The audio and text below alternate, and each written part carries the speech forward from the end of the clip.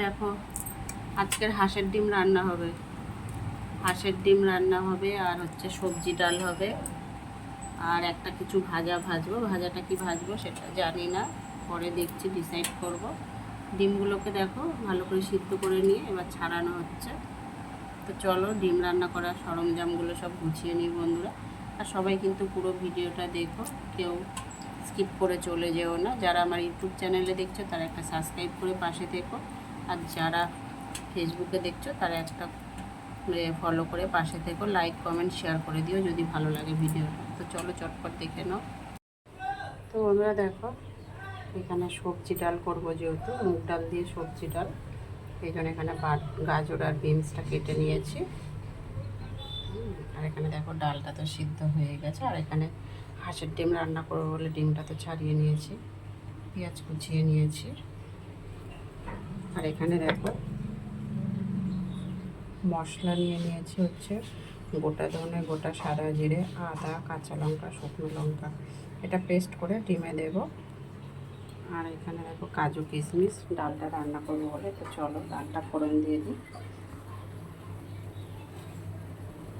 ডাল ফোড়ন দেওয়ার জন্য গোটা শুকনো লঙ্কা, দারচিনি, লবঙ্গ ফোড়নে দিলাম,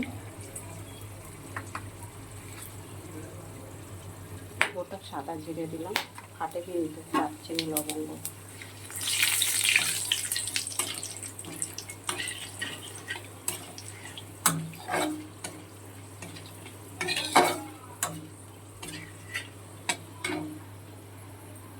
সবজিগুলো দিয়ে দিচ্ছি।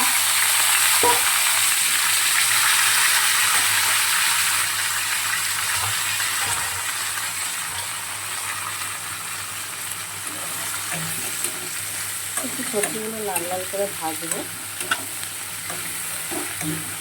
তারপর ডালটা তো আমার ভালো সিদ্ধ হয়ে গেছে, দিয়ে সবজিগুলো সিদ্ধ হতে একটু সময় তো লাগবে।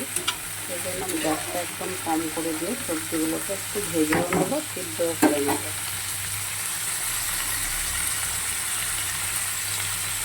আমি কিন্তু ডালটা সিদ্ধ করার সময় নুন দিইনি, সবজিটাকে সামান্য একটু নুন দিচ্ছি, আবার পরে নুনটা দেবো। হলুদ গুঁড়ো দিলাম,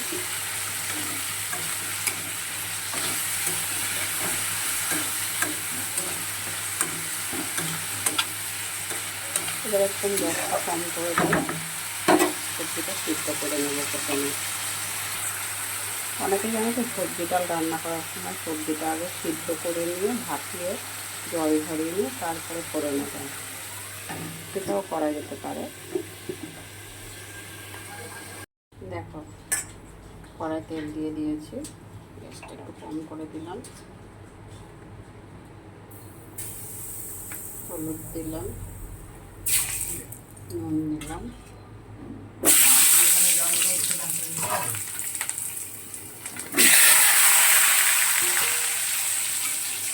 আলুগুলোকে একটু লাল লাল করে ভেজে নেব।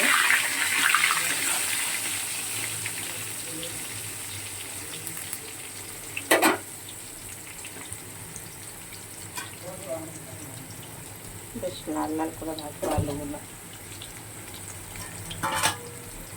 এদিকে ডিমেও নুন হলুদ দেওয়া হয়ে গেছে।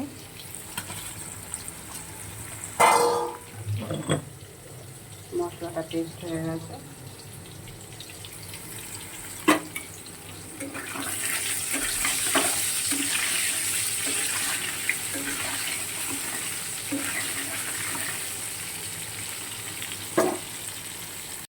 দেখো আলুগুলো ভাজা হয়ে গেছে, লাল লাল করে ভেজে নিয়েছি।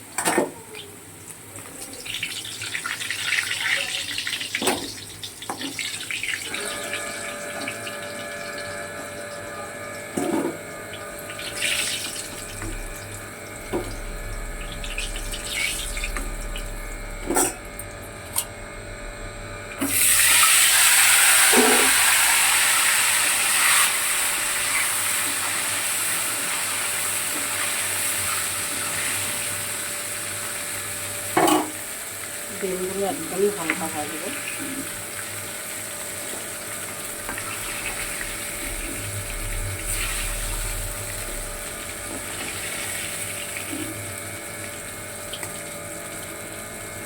ফোড়নে দিচ্ছি দারচিনি, লবঙ্গ আর শুকনো লঙ্কা গোটা। পেঁয়াজ আর টমেটো কুচিটা দিয়ে দিলাম, রসুন কুচি।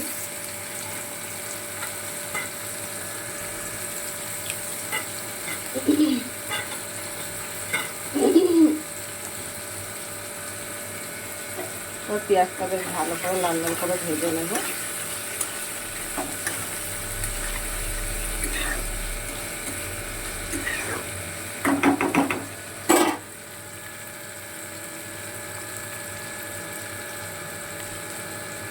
নুন দিয়ে দিলাম পরিমাণ মতন।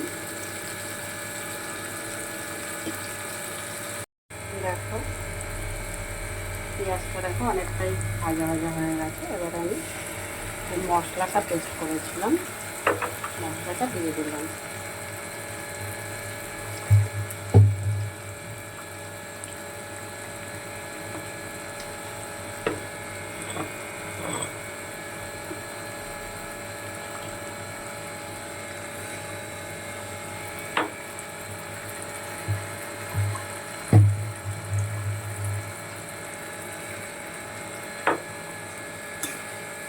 এবার এই মশলাটা খুব ভালো করে 3 থেকে 4 মিনিটের মতন কষিয়ে নেব।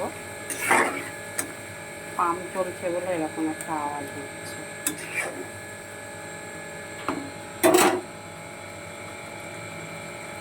হলুদের গুঁড়ো দিয়ে দিলাম, লঙ্কার গুঁড়ো দেবো না, কেন কি এখানে কাঁচা লঙ্কা আর গোটা শুকনো লঙ্কা পেস্ট করে নিয়েছি এর সাথে, এই জন্য গুঁড়ো লঙ্কার গুঁড়োটা দিচ্ছি না। তো বন্ধুরা এটা 2-3 মিনিট ভালো করে কষিয়ে নিই, নিয়ে আবারও আসবো ফিরে। মশলাটা পুরো কষানো হয়ে গেছে। এবার সামান্য একটু জল দিয়ে দিয়েছি, মিট মশলা দিয়ে দিয়েছি, সামান্য একটু মিষ্টিও দিয়ে দিয়েছি। এবার আলু আর ডিমটা দিয়ে দিচ্ছি।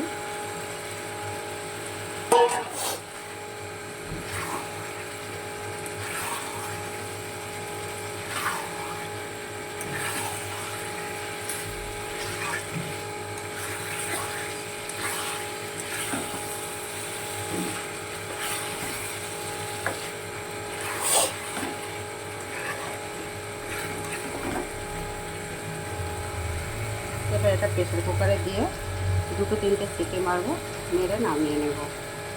দেখো কালারটা দেখো। তো বন্ধুরা যারা যারা আমার ভিডিওটা দেখছো অবশ্যই লাইক কমেন্ট শেয়ার করে দিও। অবশ্যই ফেসবুকে যারা দেখছো আর আমার ইউটিউব চ্যানেলে যারা দেখছো তারা একটা সাবস্ক্রাইব করে পাশে থেকো। পুরো ভিডিওটা দেখার জন্য অনেক অনেক ধন্যবাদ। সবাই খুব ভালো থেকো, সুস্থ থেকো। আবার পরে দেখাবো ছোট্ট কোনো একটা ভিডিও নিয়ে। টাটা সবাইকে।